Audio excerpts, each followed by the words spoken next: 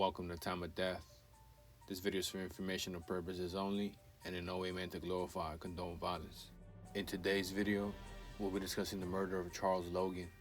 Logan was shot and killed in the 1700 block of Reed Street in Compton at about 9 p.m. on Saturday, September 1st, 2007. Wesley Marquise Hargett was subsequently arrested and charged with the murder.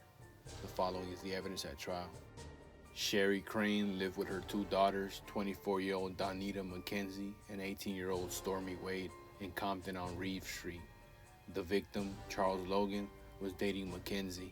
The defendant, Wesley Hargett, is Crane's nephew and the cousin of McKenzie and Wade. Latasha Sneed, her 17-year-old brother Calvin Sneed, and their mother Lavinia Sneed lived a few houses away. The Sneed and Crane families have known each other for years, and they all grew up like family.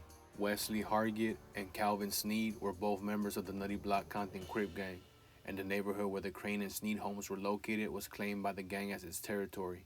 Tasha and Mackenzie argued all the time. On September 1st, 2007, Tasha and Mackenzie got into an argument at Tasha's home. Lavinia, Tasha's mother, slapped Mackenzie. Sherry Crane heard about the argument and walked to the Sneed house and brought Mackenzie home, telling her not to argue with these people. Mackenzie and Tasha continued to yell at each other as Mackenzie and Crane walked back to the Crane home. Calvin was attending a party at the nearby Grandie Apartments. Calvin was informed of the argument between his sister and Mackenzie by another cousin, who told him to come home. Hargett, who lived in Paris, California, happened to attend the same party. He asked Calvin for a ride back to Reed Street to his aunt's house. Meanwhile, the victim, Logan, had arrived at the Crane home.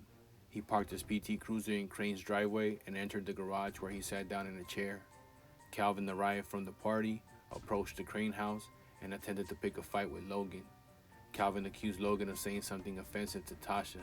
Calvin warned him not to bother her and threatened to sock his motherfucking ass. Calvin's fists were balled up as he spoke to Logan, as if he intended to hit him. Logan did not respond to Calvin's statements. Crane told Calvin to leave her yard. Calvin then turned his attention to Crane and calling her names. Hargett walked over to where Logan had resumed sitting in the garage. Crane yelled at Hargett and asked him to leave, but he refused, even when she pushed and kicked at him. Instead, Hargett asked what was happening and pushed his way into the yard, ignoring Crane's and Mackenzie's statements that they didn't want him there. Crane argued with Hargett for approximately 5 minutes.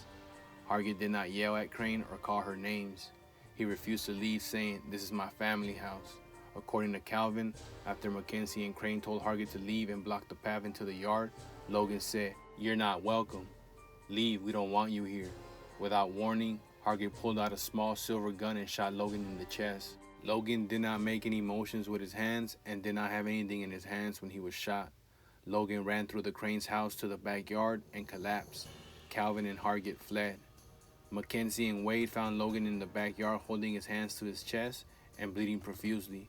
He died shortly thereafter from a single gunshot wound to his chest. Hargett testified on his own behalf.